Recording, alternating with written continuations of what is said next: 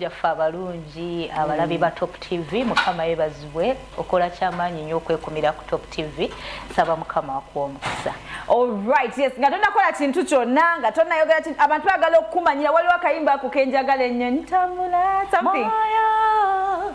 Moyo wa mukama kwata omukono ntabula banange watimbira akayimba kasufunyo baida abantu ababadde tebamanyi ono omukyala yayimba akayimbako bali ku chorus eyo gye tusinga okuyimba ka chorus. Moyo wa mukama kwata omukono ntabula. All right, naye nga okuyimba okumazeemu bbanga ki? Myaka giweze kati kigendanga mu 7. Myaka 7. Wati toberako mu ntalo za kugenda ggulu kikigana toyagala sente Sara. Banange waliwo atayagala sente. Naye sikulaba mu kamera. Kambeereeyo omanyi mulimu abamu nga bo baatondebwa babeere mu kamera ffe tubeere. Muba mwekwese. Naye era tuba tuweereza. Oba tuli mu kamera oba tetuli mu kamera. Era tuweereza Katonda ffe mpola mpola. Nga temwagala nyobera mu byantalo. Ebya sente naye nga kibiina kigo kituufu kyoli mu tulinayo ebibiina 2 tulinayo ekyalaneeki tulinayo ekyakayo oli mukiriwa nange onina wanje oli mukiriwa bakulaba bagamba tuvaamu oba ekyo tukireke onina tukireke tweyongereyo kakati gojja genda newagenda mpulira mbu waliyo akalulu. Okay, waliwo mugenda kubanga mulonda kulonda president anaaba ayiseemu lwaki teweesimba olina eddoboozi ddungi nnyo ate oli mukyala mukakkamu. Lwaki neesimbawo waliwo abakiwulira dolores ebintu bino byakuwulira osooka kiwulira nze sikiwulira anti wali abasooka ne bakiwulira ne bava mu mwoyo yakiwulira nga kizze mu mwoyo ate bwamala olaba ssente n'akyuka n'ebyayogera nga tebikyali birungi ate abo baba badde ki era nga bw'omanyi omuntu yekka takyuka si muntu Katonda yekka yatakyuka naye kye bayita omwana w'omuntu akyuka so ebyo tubisuubira nti ayinza okujanga mukakamu mulungi ne wayitawo emyaka 2 3 n'akyuka n'agamba kikino nayingira kati nze aliwo nze president kwegamba nze sivaako nze president nze omu kwegamba abantu bwe batyo bakyuka leero mulungi enkyamubi so bwe bityo otandika ddi olwo okuyimba n'ogamba kati omanyi nyingidde mu kintu kino kyakuyimba ate era ni yakuinspiringa. Nze natandika okuyimba nga naakalokoka myaka emabega kweyo nali mukyala musiraamu so bwe mbala okulokoka of course mukyaki mwe nali nga bayita abantu okujoyininga worship team nenjoyininga worship team nebino ebiri serious ku recording biki ebyo I think ebyo nabitandika amwaka ki n'omwaka ngwerabidde so sibimazeemu nnyo nnyo ebya recording emyaka mingi. Yes. Ne oyimba nnyo I think gospel bangambe ali slow owa worship wali oyimba ku nyimba za praise nga za praise ze nasookeramu zali za praise naye nga abantu tebazitegeera n'ogamba niwe wenka mukama tali wali nkeiwe tali wali kwisana bona Yesu nobakira. Oli mu lulimi kyo ndi mu Lutooro oli Mutooro ndi Muganda adyeri ibwojo yanje ne eyawe niwo nati byerabire eyawe ni abo apuli adyeri atwoki bojo n'abatolo omuntu yina nje mwagala empola ne mubeera nga ebintu yatatu nenga mwena from that side we love you so much nabegaka bafuna omugole omwami ku commentary yaleeta omwami olwo twali kyagenda maaso oli mukyala mufumbo oba ndi mukyala mufumbo wa mwami omu nga ye Dr. Joseph Serumaga bulijjo neebuuza erinnya lya dadi yokuba oli mukyala mufumbo ndi mufu empeta togiraba bannange zonna ozambadde mbikuddeko naye nga nyimba meka zoyina album eriko enyimba meka sofa oba albums meka zewakakola? Kati nava ku byakukola album nze nkola luyimba nemakinga sure nti lubuna bantu edda nakolanga album nobeerawo nga tomanyi na luyimba kiro olina okupromotinga. That's why my very first album teyalaba mukisa mu bantu kubanga nakola enyimba 6 nga nyingi so zona nezitwala ku gundi nezitwala ku ma radios ezenjawulo naye nga tebamanyi na luluwa lwe bayina okukuba nga bambuuza tukube luliwa kunze zonna ate nga tekisoboka njaba kubuza ekintu kiyinza oba ekizibu naye mu music oteekamu oba toteekamu oteekamu sente nteekamu bananga kati waliwo eno video gye nakola empya banange nga ntaddemu akasente kaginawo ogiraba kituufu nteekamu nnyo kubanga waliyo omuntu ali agamba omukyalo oyo atuuse atya okubanga ali awo biki ne balabira mbu omuntu olina okukola abalaba sheno nga bayimbi ba gospel bashoring laba video by the way the video is very very nice naye yeyogerera nateekamu akasente ka makeup ogena makeup artist enviiri engoye enjala ebifo ebyo byolaba byonna nabipangisa ebyo abazinyi basasula bannange a lot nyate mukama akuwadde ekisa kubanga kati bakwogerako Sarah Serumaga abantu okujja wano nga buli omwaka beyo omukyala mu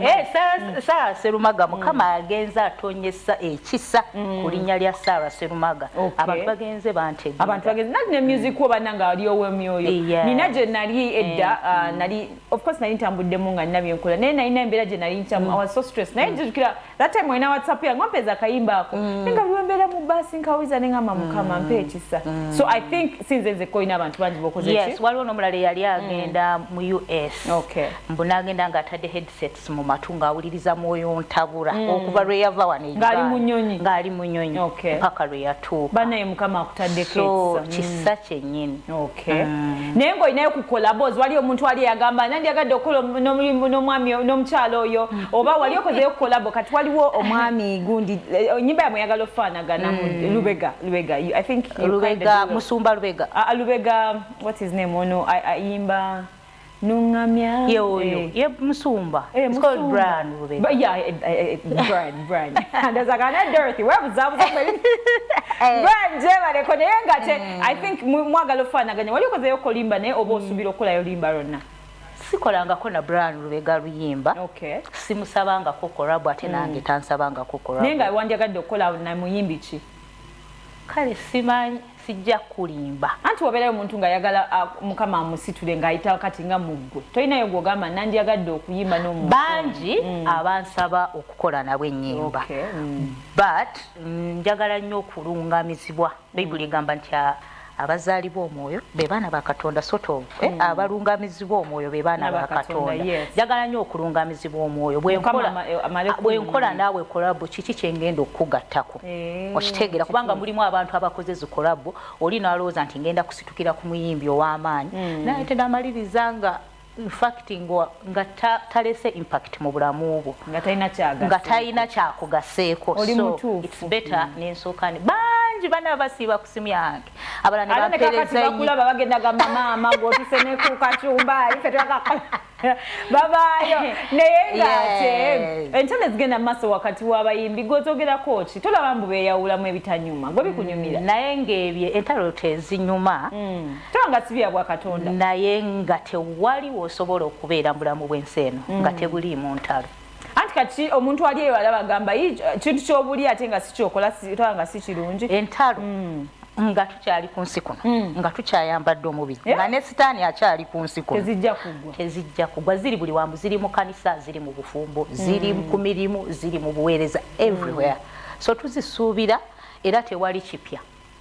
yes tewali kipya tekyewuunyisa era bwe balaba gogamba era nze bwe mbalaba mbasabira busabizi nga ngamba mweyongereyo ffe tetwayitibwa kukola ntalo twayitibwa kuweereza Katonda ndooza bakiwulidde kubanga ate okubeera mawulire nembeera mawulire mulanagana ebintu omanyi sitaani alina engeri gyalimbamu abaweereza abamu nti okubeera mu mawulire kikufuula okubeera famous okitegeera olina okukolayo obukolomooli n'ojja wano ku kacumbaali ne bakulaba ku live wire mbukati awo oba okola erinnya naye okusinziira ku byawandiikibwa Katonda bw'atakuyimusa ne bw'okola akavuyo n'obeera mu live wire n'obeera ku kacumbali emyaka 10 era tugenda kuyimusibwa Bible egamba promotion does not come from west nor east but promotion comes from God.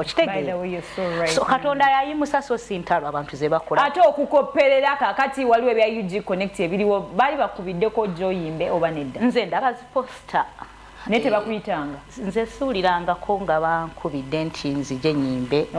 naye ate sikiinaako obuzibu bwe babanga baweereza Katonda bwe baba bakuyise nanti kati bateeka waliwo online abayimbi bonna engeri gye bali mu covid so bana bakuyise oli willing okubanga okuba nti ogenda kuyimba n'abayimbi abatali ba gospel gw'okyo n'okikola nze siberangako ku kituuti na muyimbi atali mulokole ate sikisuubira so baba bakuyise gwe nedda sikisuubira nsooka kumanya bigendererwa byabwe byebiriwa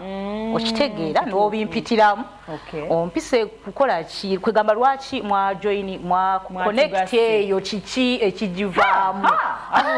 nonna mukyala wa mwoyo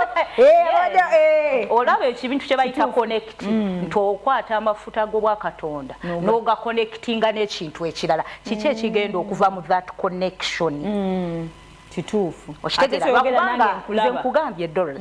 nti abantu bangi abayimbi naddala balokole twagala nnyo kye bayita okumanyibwa famous ate ng'ebasudde nekibaleetera okukola tebamanyiwa we balina okuyimbira we batalina kuyimbi naye kati abantu ngaffe abatanoonya nti batumanye Katonda ne wano abantu abategedde Sarah Serumaga nze natandika okuyimba nga sisuubira nti wali agenda n'okummanya oli mutuufu naye ngenze ndaba awatali kola bukolomooni awatali kwekubira bulango awatali Katonda agenza ngattako volume mpola ng'anyimusa mpola mpola so with connect or without you still live nina kibuuzo kyenjagala okubuuza naye manyi kigenda kuleetera ebibuuzo bingi mu bwongo obwo kubanga naye bwe mba sinakikubuuza nkuwulira muli mutima gwo like ogamba Dorothy kiki ekyo omukyala Judith Babirye yavuddeyo n'atuwa statement mbu yayita mu stress biki abantu bavuddeyo ne bamuvuma n'abalabye bavuddeyo ku social media ne bamuvuma ne bamugamba you're a snake wano wafumbira omusajja wa muno n'obikola bitya byali biwanvu nnyo nnyo kaakati nga ggwe omusalira omusango kubanga ye bambi bwe yavuddeyo yabadde aga abantu babere basympathizing naye bamulaba embeera gye yayitamu golooza sitaani eyali yamukema n'akola empisa embi zonna ze yakola n'abba mu bba wa munne n'agenda n'akola emikolo gwe nga ggwe ali atakolangako ku mpisa embi olunaku olumu baleeta omukyala omwenzi mu maaso ga Yesu nga buli omu akutte ejjinja ng'ayagala kukola kikuba Yesu n'ababuuza atakikolangako yaba akola atya yaba amukuba kitegeera so tulina obunafu bungi ng'okubeera nti Judith ayina ebintu bye yayitamu ye ng'omuntu tekigenda kusangulawo kiri nti Katonda yamukozesa mu ggwanga lyange Uganda nze omu ku bantu Judith ba inspiring nze abasinga obungi bwe bawuliranga nnyimba abamu bagamba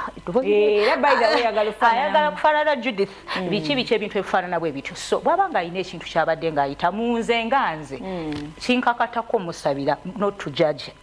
her but to naye waliwo abagamba bamubuuliriranga nga tebinnasajjuka nga takkiriza batubuulirira ebiseera ebyo sitaani yali amulinnyeko nga kanisa nga tubuuliddwa enjiri singa abalokole twakyuka kadda nga tuwulidde enjiri but okukyuka it is a process okitegeera it is a process so ayinza okubanga naye tanaba kukyukira ddala ali mu process ya kukyusibwa so I'm thinking tuleme musalira musango naye tusabira oyo mukyala lwaki Dorothy okubulira amazima Sundays singa osalawo okutambula ma churches agali mu Uganda churches entono nnyo esobola okumalako service nga tezisinziza ku nnyimba za Judith kituufu kati omuntu bw'atyo sitaani bw'abanga ayagala omutubbako nze nga nze kiki kyennyina okukola kumufuha okumukwakkula akomewo aweereze Katonda addemu ayambala amaanyi akyasobolera ddala okuyimirira n'atuwa omukisa ng'ekkanisa naye nze ngamba oba yandivuddeko ne mu mawulire kuba kati watunula ebintu ng'ebyo bimusuula bimumalamu amaanyi simanyi kyakirowoozaako ye nga ye Dorothy but what kyenyina okugamba ku programu eno I love her mwagala y'omu ku bayimbi gwensabira